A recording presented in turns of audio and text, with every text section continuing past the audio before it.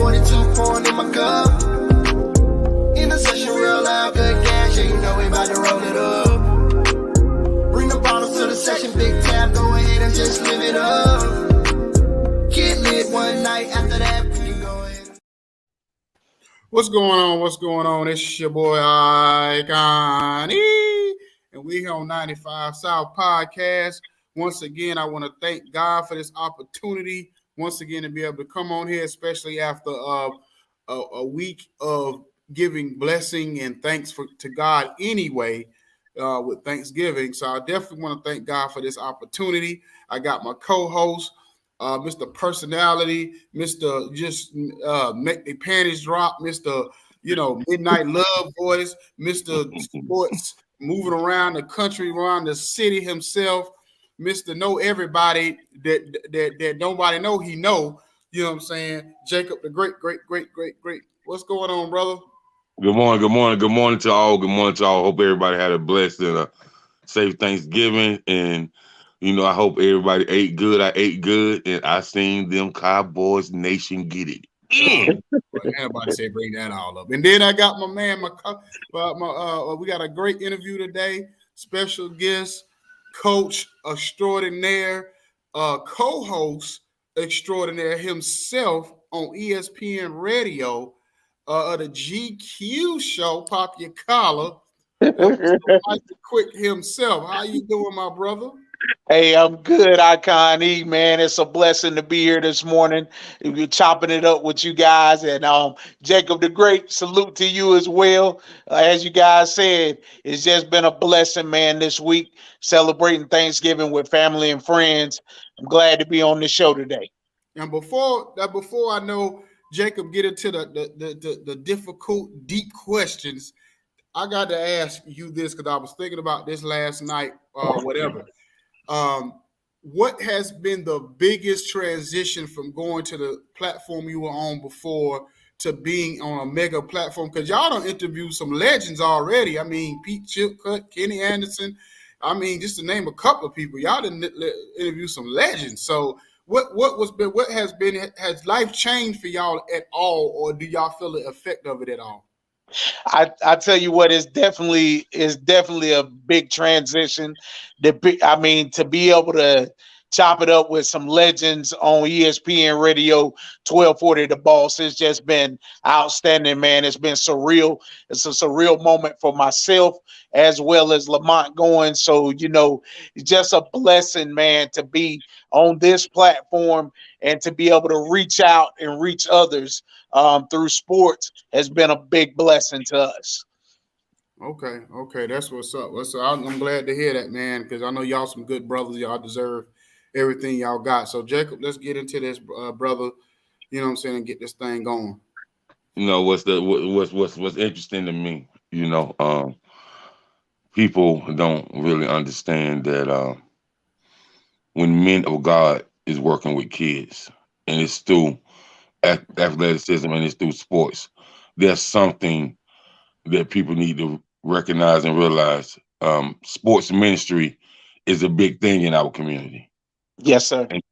And so with you guys working with kids and going to camps and interviewing some kids and stuff, man,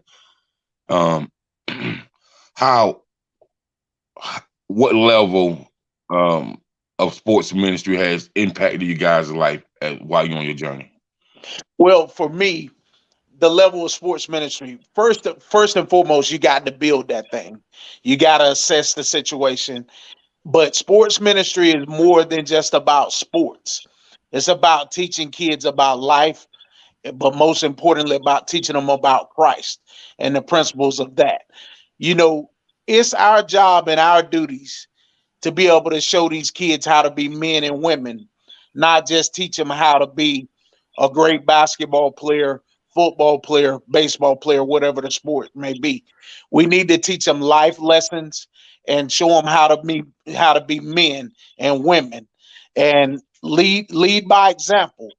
We want someone to see the Christ in us so that we can apply that and help these kids grow each and every day through Christ.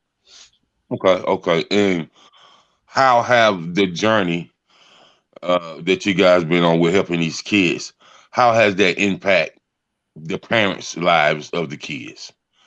Cause a lot of times a parent can't reach their kid, but it can be somebody else that's coaching them or mentoring them that can reach them, and that's impactful to the parent's life. So, what are some of the stories you get from parents when kind of like working with kids? Well, first and foremost, it starts at home.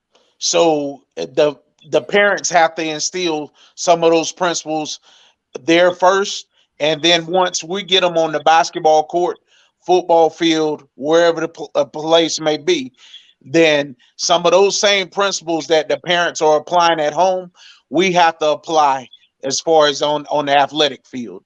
But some of what we teach can help take it back to those families, and those families can apply those same principles. As I said, it's about teaching these kids life lessons with everything that's going on in the world right now. Mhm. Man, it you really have to focus and nail this stuff down. I mean, because you think about the situation that just recently happened at the University of Virginia. You know, those parents put their kids in the hands of these coaches. They never expected anything to go on like it went on. So you have to continue to instill the principles of prayer in these kids and continue to make sure that they're prayed up. Yeah, because that was a sad situation all over the news, and I heard people from all the children neighborhood talk about how good of a kids they was, but we as adults we never know what's going on with kids when they're not in our presence, and that. Now another thing I want to talk about, Coach, that bullying thing is a big thing, man, when it comes to kids, and Yes, it is. we just think it's with small kids. These kids in college, you know what I Yes, mean? sir. And so and that bullying thing cause a mental disbarment from the person that's getting bullied, until they feel like violence is the only way they can get people up off them, or won't nobody listen, or it's not going to stop until something happen to me. So before something happens to me, I got to get these people up off me. And so from a mental standpoint, why do you think the kids bully other kids, or why do you think kids are being bullied? Is for a person that's bullying a kid or bullying kids, you know what I mean? Is that a mental capacity? That that definitely need to be evaluated. What do you and Icon think about that? Icon, you want to go first? Um, I just think that it's just one of those things where it's a lack of self esteem in yourself. I think bullying always been like that. Bullying always been a cover up for what you're going on in your own life. And when you can find somebody weaker than you pick on them or whatever, well, in our era there was no social media, so it had to be a face to face interaction when it came to bullying and the way you treated other people because of lack of your own self esteem. I think in this day and age, it's more about the fact that you do have social media, you do have certain platforms, so people can bully behind a screen, they can bully on a keyboard or whatever. Because 9 times out of 10, you could see somebody in the grocery store that that you following on Facebook or Instagram or whatever, and then when you see him in person, you ain't gonna say 2 words to him. But then you'll go home 30 minutes later and talk, dog mess about him or whatever. And I just think with these kids, it's almost like a popular thing to do is to bully another person or whatever Mm. for whatever reason. Um, and we thought in years ago, and see, the school system is the one that's Excuse me. dropping the ball because remember years ago they had a campaign called zero tolerance on bullying, and that was supposed Mm. to be almost like a nationwide thing when kids started killing themselves and school shootings and things was happening years ago. That was supposed to be the narrative in schools. And I could tell you for a fact when my daughter was in school was getting bullied, it was like I had to be up there almost every week fighting with the principal and literally almost got into a fight with the principal over the bullying. So, so those things right there. So that's part of the reason I talk to Jacob all the time. I say part of the thing is we drop the ball as adults sometimes because the things that we supposed to put in place for our kids, we don't, but we want to blame them for why they're acting the way they're acting. That's like a 2-year-old. When you see a 2-year-old acting bad, you could say, "Oh, that's a bad 2-year-old. I don't want to be around them." But you really should be looking at the parents because the parents is the reason why you got a bad 2-year-old. You know what I'm saying? So, and a bad 2-year-old turns into a bad 17-year-old, and a bad 30-year-old that's in prison. But yeah, that's kind of my thoughts on that. It's crazy Yeah, you say. I'm gonna say this quick before you jump in. We talk about the parents. My mother called them cereal box parents and counterfeit parents. Parents that won't discipline their children. She believes that a lot of kids when their parents build them up to get them everything they want, and then when their parents say no, then they go into a meltdown. Then it's some depression, and all it is parents ain't putting their foot down, and mentally that child has got in their mind that whatever I want, I get. And so, from an emotional standpoint of view, that's when you don't love me like you used to, or this, that, and the third. And I just think parents gotta like. I don't see nothing wrong with tough love. I had tough love.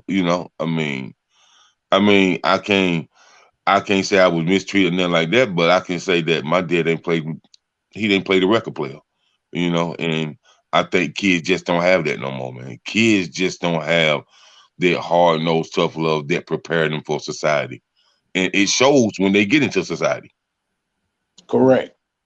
Yeah, typically, I think I've always said behaviors are learned, and these kids see things in their home lives that cause them to do these things.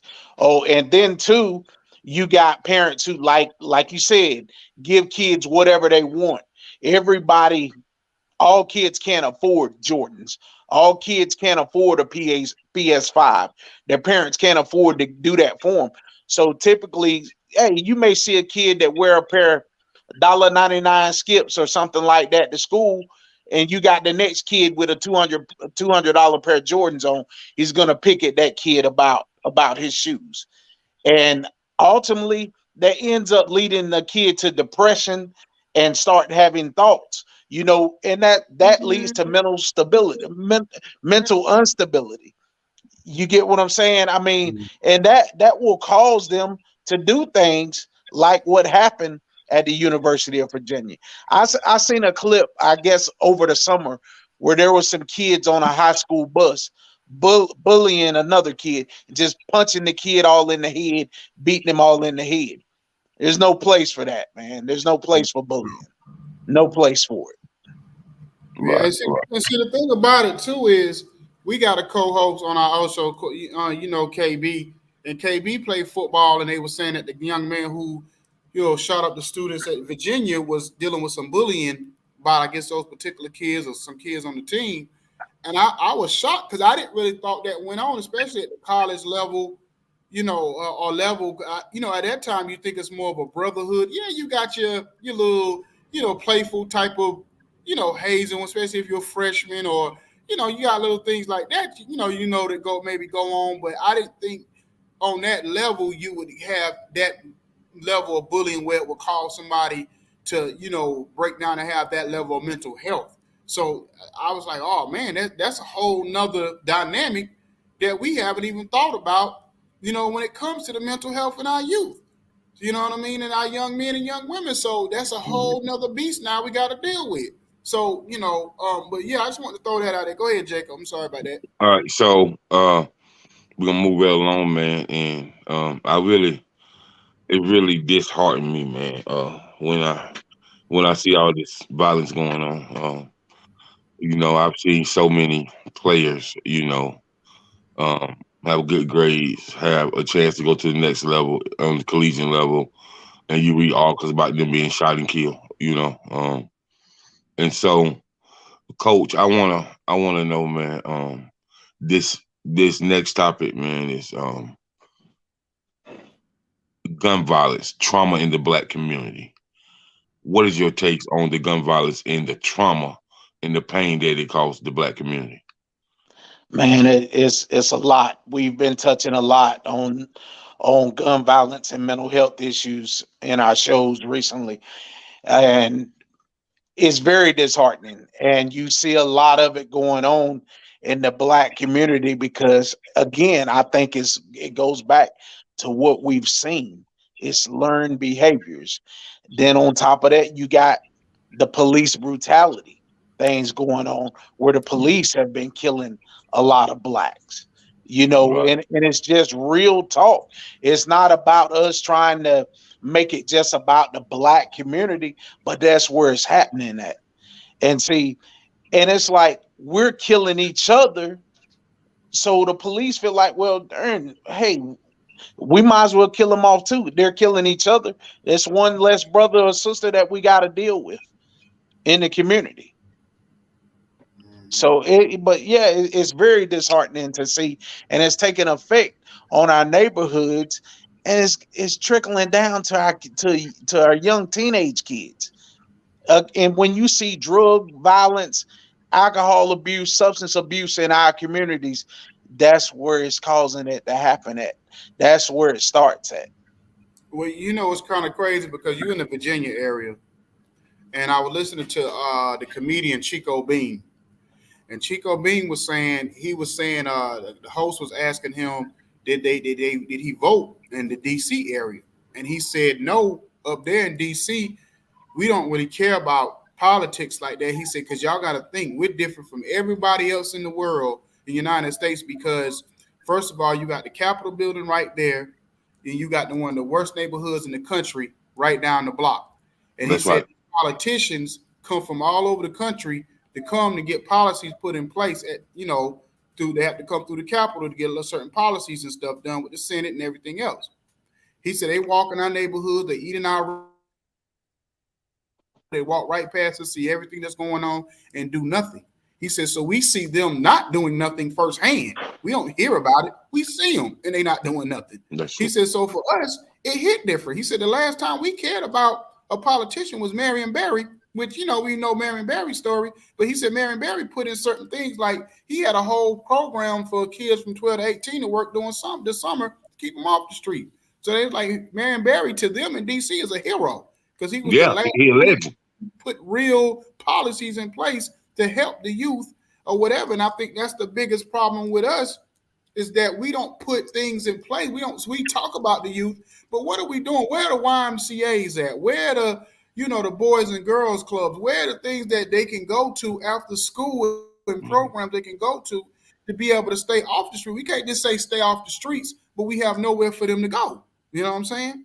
So it's, like I said, once again, we're part of the problem. We can't just put everything on these youth. We got to start putting things in place for them and show them that we love them and we care about them for them to actually respond the way we want them to. So I I can agree with that. say you from a small town, right? You from a kind of small town, right? Well, yeah, I ain't no condo. Well, it was smaller back then. Okay, But okay. yeah. You from a small town, like I'm from a small town. So when we talk about policy procedures and getting bills passed, you can take a piece of meat out of bear's mouth before that happened in a small town. You can go ahead and fight with the bear, hit him with an uppercut, and steal his meat out of his mouth before it happened in a small town.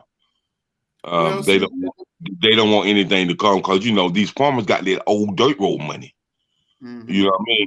And so they don't want nobody infiltrating they won't sell the land. Cause I know a person in my small town, they wanted a Walmart to come here. And Walmart offered him $3.7 million for the land. He told Walmart to get out his face and don't ever come back and ask him nothing. Well, see, the problem, I'm gonna tell you the biggest problem with the politics or whatever across the country, and especially in the black community, is that we only seem to care when it's the president running that particular campaign. The Uh-huh. one we just had, the midterm election, which is probably the most important election, more than even a presidential election, because you're voting on certain policies, your mayor, your governor, sometimes your councilman in certain cities.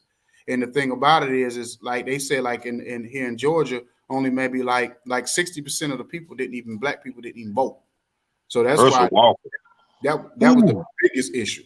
So my thing is that we have to come out. We can't just come out when it's to whoever we think we want to win during the presidential election. We have to come out to these smaller elections so we can start putting policies in place. And I'll give y'all a quick story. Years ago, when I first moved to Atlanta area, I moved down to Clayton County, which is Riverdale, Monroe, places like that. You know what I'm saying? People like Waka Flocka, different people, even I think some of the YSL people, they're from the Clayton County area, whatever. So anyway, they have the transit line, the bus line, Mm-hmm. and I remember they were supposed to vote on the bus line to keep it, and I knew about it, but to me, I never even knew how the bus system worked. I never rode on a bus like that, so I didn't really understand what was going on. So I remember they didn't vote and they lost their bus line, and because nobody actually went and voted, it was on the ticket and everything, but nobody even voted or whatever, or they had I ain't gonna say a secret meeting, but they had a meeting for them to go vote on it. Then everybody was up in uproar where they lost their own. This was for like old ladies trying to go to the grocery store, people trying to get back to work. Oh, this is it's an important thing that they lost. Now they eventually got it back or whatever, because I think it probably hurt the city's bottom line in their pockets, because people couldn't get out as much as just go to spend money. So I think that's probably why they ended up bringing it back. But the thing about it is, that's the thing we got to understand, is that if you're not coming out, and when you have local meetings in any town, and it's not just small town, because you got to think of small towns and cities within big cities, and they have their own little councilmen and mayors of their own little cities and towns or whatever. If you're not voting there, then you know what I'm saying, or whatever, you're not coming together there, then it has an overall impact. You know what I'm saying? Mm-hmm. So Okay. Go quick.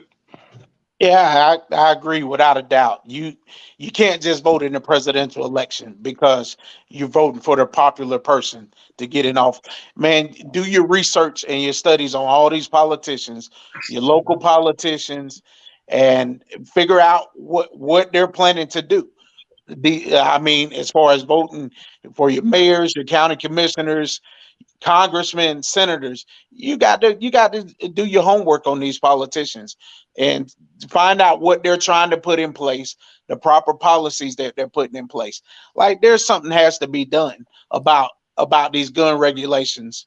These gun regulations and laws, something has to be done because there's too much going on. You think about what has happened just this week.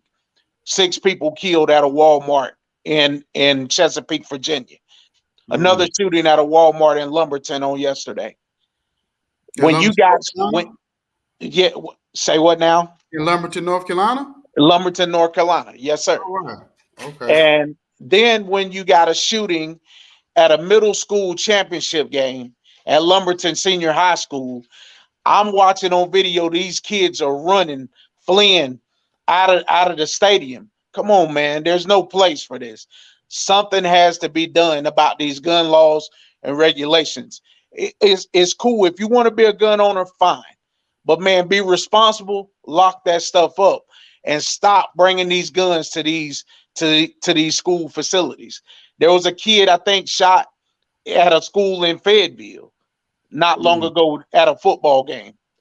There's no place. We got to do a research and homework on these politicians and get something done about these gun laws and regulations. They might Well, just have to do. Let me say this before you go. They might have to do what they did in New York, and they might just gonna have to make it kind of like super strict. Maybe not as strict as New York as far as their gun law, because you need an act of Congress, you need a blessing from Jesus, and you know what I'm saying, and John the Baptist and the whole nine to get a gun in New York. But you know what I'm saying, but you definitely might have to put certain policies to make it harder for you to be able to carry. And if you do carry, New York, it's a mandatory 3 years in prison. You know what I'm saying? That's the minimum you're doing if you get caught with a gun in New York. So they might have to put in certain policies just to kind of deter people from being able to want to even carry a gun like that. I agree. And case in point, isn't that what happened to Plaxico Burrows when he shot himself in New York? He ended up going to prison for what, like 3 years? Well, I think he ended up doing like a year and a half at the time, because I think at the time it wasn't a minimum, whatever. But that happened to him. It happened to Jules Santana, Lil Wayne, You know what I'm saying? Even though, necessarily what Lewis and Lane Wayne bus, but he went through, I think he was going through New York when they stopped the bus and found the gun on him. Jules Santana, they found his, and actually in his luggage when he was going through the airport. So, a few people done went, it's been a lot of people, as like celebrity status and everything who've been caught with guns in New York who had to sit down for a little while. So, yeah, so definitely they might have to they might just have to put those type of laws in place, especially if you have, any kind of stain on your record or something suspect. And I think you're like Georgia, you just got, as long as your background clean, you can carry whatever, you know what I'm saying, or whatever. You know what I'm saying? So that's why Georgia have a lot of incidences at schools and malls. Like it seems like it's a mall shooting in Georgia to almost every other week. You know what I'm saying? People don't hear about it in other cities and states, but it's a mall shooting or incident in a mall or a movie theater somewhere in Georgia almost every other weekend. Wow. You know what I'm Wow. saying? Yeah, that's way too much. Something has to be done. So, we hear about it all the time. So man, these gun laws, I'm gonna tell you who's gonna fight for these gun laws, and they don't have nothing to do with what's going on. But these hunters and these farmers is gonna fight for these gun laws. You know what I mean? Because you got what people don't know, man. You got a whole lot of people that grow up hunting and deer hunting and rabbit hunting and coon hunting and stuff like that, man. They country boys. That's what they do. And when they was talking about changing these gun laws, I seen them go into uproar. So with that being said, man, do you think it's gonna be something separate for them, or is it gonna be all one combined? Like, because how it's gonna, because I personally like my shotgun and my rifles. I like my 12 gauge, my 16 gauge, my 20 gauge, my 30-06, and my 243, my 308. You know what I mean? My 30-30. Like I like my rifle with my scopes on. You know what I mean? So, but I do agree that you have these gun dealers that's on the street that they can order the guns. You can get them out the box, fresh, smell the barrel, put them on the streets.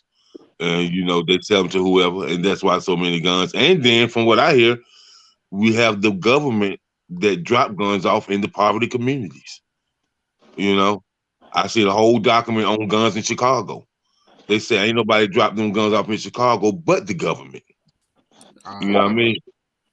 In certain poverty communities, the government, like New Orleans, you know what I mean? Certain parts of Memphis, they said that's all government issue, man. The government want us to wipe each other out. Yeah, and I believe that. And let me say this: if you're a responsible gun owner, fine, because I like guns as well, but we're responsible. That's the difference. And as you said, when you got the government dropping off guns in these communities that are suffering from poverty, I mean, they want us to kill each other, because you know why?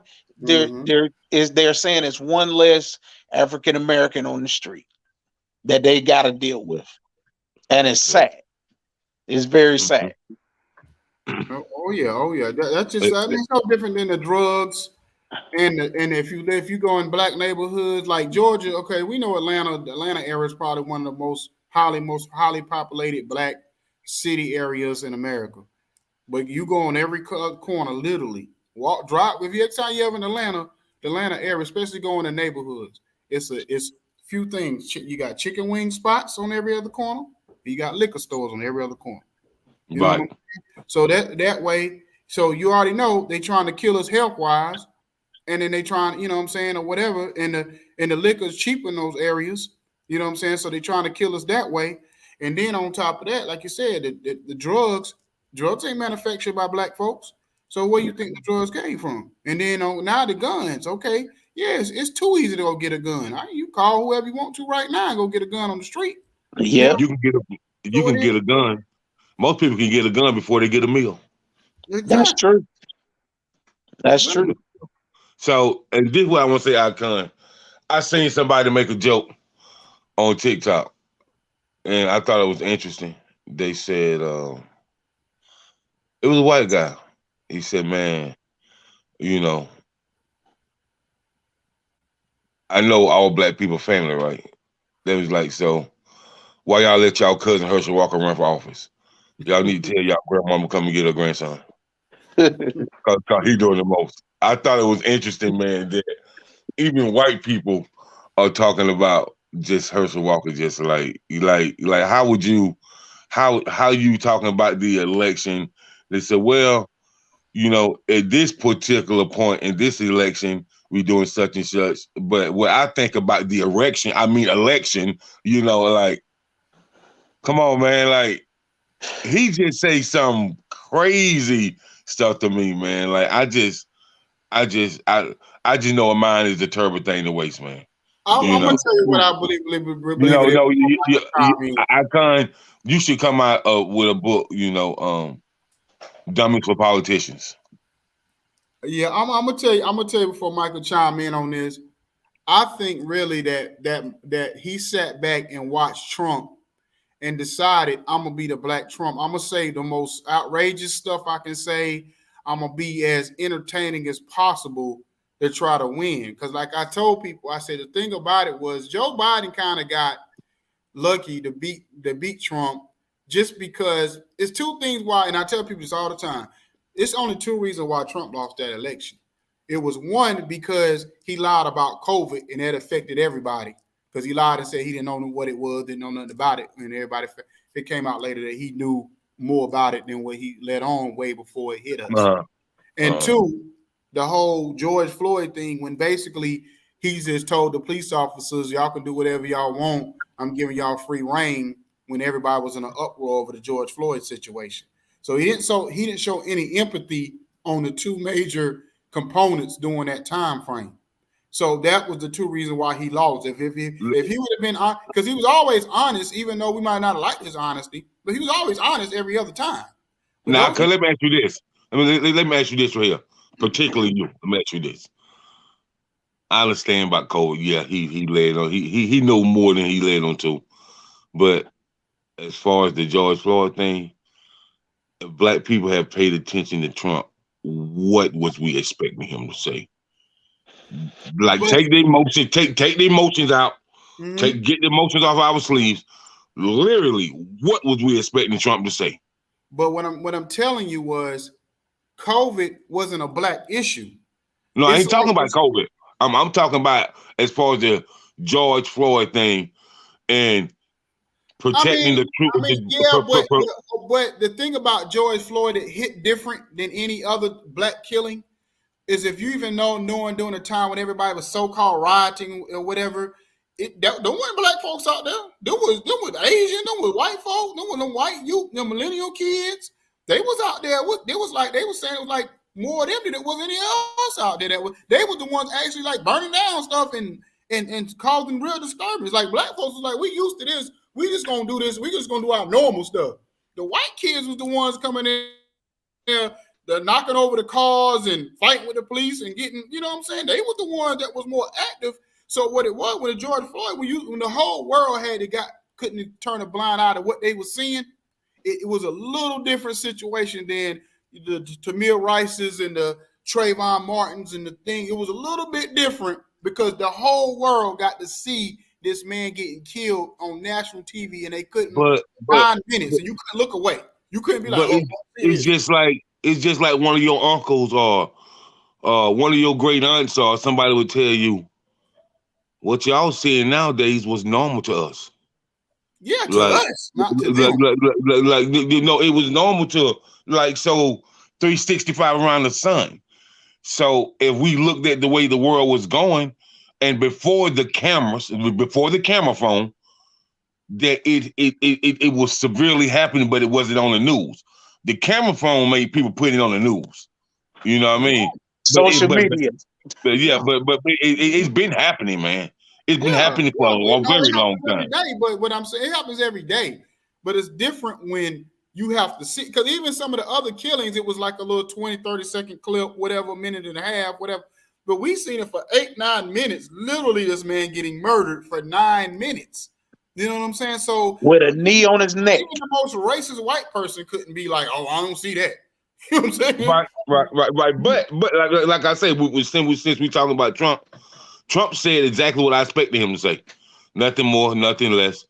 You know, they was like, I But can't that's the one. stand, But it cost him the election. That's what I'm I saying. can't That's what stand, cost him that election. and believe this, when this new election coming up, he gonna win again. Believe that. Well, I kind of agree with that. And the thing is, though, Trump wasn't sensitive to anyone's needs. I seen him get on national TV and make fun of an individual with an intellectual disability, a Right, mentally challenged individual. Mhm. So right. he wasn't sensitive to anyone's needs. Black folks, media, nobody. I literally watched him belittle the media during his press conferences. I Mhm. mean, Yeah. he went in on this lady one time that I seen, and I'm like, dude, he was so arrogant and pompous, like they had to get him out of office now. But now that Joe Biden is in office, we're sitting back, we're like, man, what in the world? Why did we vote this man in office? Because now, if they go back to Trump, and they're definitely going to try to go back to Trump, so Yeah. how you think he's going to be when he's reelected to office? And it, All I can say this right here, Coach Quick, is black and brown people acquired the most money, started the most LLCs, the most sole proprietorships, got their company incorporated the most under his watch. Black people was able to move money around the most under Trump's watch. yeah. And so I tell people, y'all looking for a politician. He ain't no politician, man. He a money move type dude. He a money moves type dude. You know what I Yeah, mean? He likes the universal dollar. You know what I'm saying? He like even with the exports and imports, man, we was charging them people nothing. You know what I'm saying? To bring it in, take it out. Trump raised that bar. He charging And, people and that's not from the US you said something key. 60%. You said something key, Jacob. When I was on the road, I met some truckers when I was on the road, and I'm telling y'all, the truck driving industry, those are the ones that's gonna vote them back in, because yep. I'm talking about the black truck driving industry. They'll Yeah, I tell you know. straight up, they made the most money when Trump was in the office, because Trump made all that import export getting, because it's been a struggle over the last couple of years for the trucking industry to stay afloat and to Hey, get their stuff moving. I Um, can't just imagine this, man. Just imagine they're paying 5-10%. And Trump come in there and told them they got to pay 60%, or Mercedes Benz can't have no Mercedes come back in the US.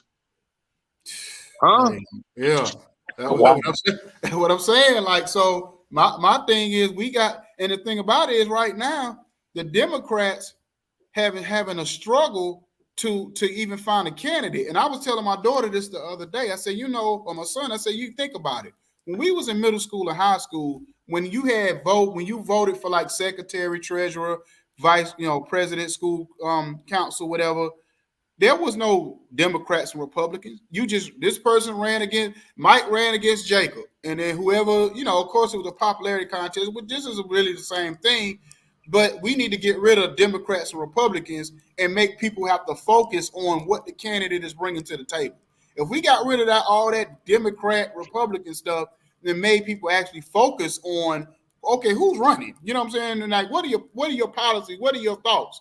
Other than, oh, well, I'm going to automatically do Republican just because they're Republican. I'm going to do Democrat just because they Democrat. And both of them pretty much got some be on some BS at the same time. But right Yep. now, our struggle is we have nobody. Like when I seen Cory Booker, and no disrespect to Cory Booker or Kamala Harris, when I seen them, I said they're too much of a politician. They're not going to win. You can't be a politician going Well, against. I don't. Bro, listen, man. Can't be that. You can't like you Kamala, read from the script. You know what I'm saying? this shit, Kamala Harris, man. But look, boy, like, that can be a whole 3-hour podcast. Bless her heart. That's all I'm saying. Bless her heart. Yeah. You know what I mean? But I know You know when he what? was Stacey Abrams, I said, yeah, that's a setup. I said, But because you know when she not. when old people don't want to say nothing bad about a child, bless that baby heart. You see ugly child. Yeah, oh, yeah. Look at him. Let's look at Look him. just like her daddy, but bless her heart. Yeah. Well. So the next thing, man, I want to talk about is mental health something that happens when we let our children roam free in society? Is mental health hereditary or is mental health taught? Go ahead, Mike. I personally think some of it is hereditary, and I personally think some of it is from what we see, from learning things. This is a copycat world, man. You Learn know, behavior. Learn yeah, behavior. Okay. Okay. yeah, definitely. That's my take on it. I think And, it is definitely hereditary in some areas, but I think a lot of it is learned behavior. We're gonna do what we see somebody else do. Typically, mm, that's okay. what happens. Typically, a shooting in Walmart in Chesapeake, Virginia this week. Yesterday, a gunman in the Walmart in Lumberton, North Carolina. Typically, that's what we So, see. Yeah. so another thing that raises my eyebrow is in the last 10 years, we've had more teen suicide than anything else. Mhm. And so I think teen suicide comes from mental health, anxiety. It comes from toxic mothers and fathers. It Depression. comes from right. It comes from um, you know. I don't think a lot of people pay too attention to behaviors, man. Nope. I was talking to and me, I kind of had a behavioral specialist on the show, man, and he's a behavioral symptoms start from early as 3 years old. Yes, sir. You know what I mean? So if you let it go from 3 years old to 12 years old and you finally want to get some help, how far out of range has it gone? Like how can you change the narrative and even like changing the narrative, you gotta kind of challenge the mind. And so I think a lot of people don't challenge their kids' mind. I see this is what I see, man. Like I remember me and my friends, in in the summertime, man, everybody was at their grandmama house and whatnot. And I said, man, and I think about it now. I said, man, my grandmama made in the summertime when we was at her house, she made us read for at least 2 hours a day. These children in this day and age, summertime, they don't pick up a piece of fruit, much less a book. They on them You know Yeah. what I video mean? games. Yeah, You know, yeah. I'm gonna tell you what something I seen that really made me like give me a whole new perspective on life. Uh-huh. I was doing Uber Halloween night, and I had this Indian family in my car. And I remember it was like an 8-year old girl, 8, 9 year old, another 6 year old girl. And the dad was sitting there going over their multiplication tables with them in the car at that age. Like, what's 8 times 10? What's 7 times 9? And da da da. He was going through the whole numbers and alphabet. And I said, wow.